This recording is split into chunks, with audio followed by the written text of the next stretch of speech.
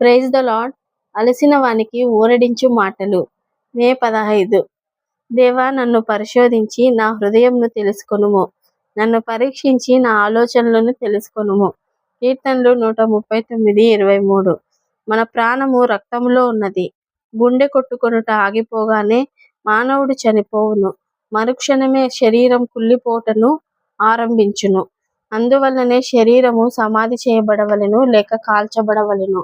ఎడతెగక దేవుని జీవము మనలో ప్రవహించు అనుభూతిని కలిగి ఉండవలెను. ఎప్పుడో ఒకప్పుడు కాదు. కొలస్సీ 3:4. మనము నాడి పట్టుకొని చూచినప్పుడు ఆ మనిషి నడుచుచున్నను, కూర్చున్నను, పండుకొన్నను అతనిలో ప్రాణం ఉన్నదని చెప్పగలము.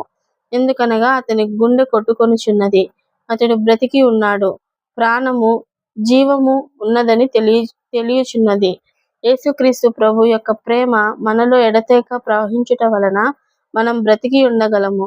గర్వము, ద్వేషము లేక ఇతర పాపములు ఆ ప్రవాహంను ఆపగలవు, తగ్గించగలవు. ఒక్కొక్కసారి మన నీటి కుళాయిలో నీరు ధారాళముగా రాదు, చుక్కలు చుక్కలుగా పడుచుండును. నీటి గొట్టమును తెరచి అందులోని మురికిని తీసివేసిన ఎడల అప్పుడు నీరు సమృద్ధిగా ప్రవహించును. నీలో దేవుని జీవము ఏ విధముగా ప్రవహించుచున్నది? చుక్కలు చుక్కలుగా లేక సమృద్ధిగా, ధారాళముగా ప్రవహించుచున్నదా?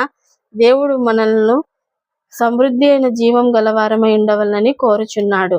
ఆయన మనకు సమస్తమును సమృద్ధిగా నీయవలనని కోరుచున్నాడు. సమృద్ధి గల జీవము, సమృద్ధి అయిన సమాధానము, సమృద్ధి అయిన శక్తి, అంతేగాక మనలను సమృద్ధిగా ఫలభరితమైన వారిగా చేయవలనని కోరుచున్నాడు.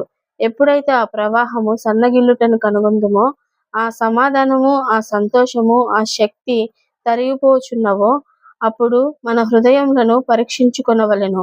మనలను మనం తగ్గించుకొని, ప్రభువా, ఎందుకు నా సమాధానం తగ్గిపోయినది? నేనెందుకు నీ సన్నిధిని బలముగా అనుభవించలేకపోచున్నాను? నా శోధనలలో నాకు ముందున్న శక్తి లేదు. దేవుని వాక్యం కొరకైన ఆకలి మునుపటి వలె లేదు.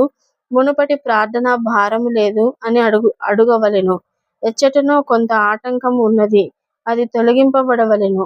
అప్పుడు మనము, ప్రభువైన క్రీస్తు, నీవే నా నీతి, నేను నిన్ను గట్టిగా పట్టుకొనుచున్నాను అని ఖండితంగా చెప్పగలము. నీ స్వశక్తి మీద, నీ స్వయం మీద ఆధారపడవద్దు. ఆయన జీవమును ఎడతెగక కోరుకొనుము.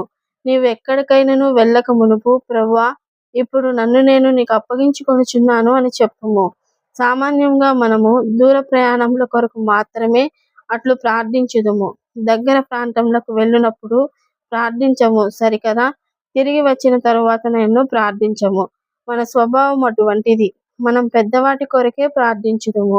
ఆ విధముగా సాతానుచే మోసగించబడుదుము. మనం లెక్క చేయకుండా నిర్లక్ష్యముగా నుందుము. అందువలన శాంతి సమాధానములను కోల్పోదుము. అనుదినము ప్రభువైన యేసుక్రీస్తు జీవమును అన్వయించుకొనుట చేతనే మనం సంపూర్ణతను పొందగలము.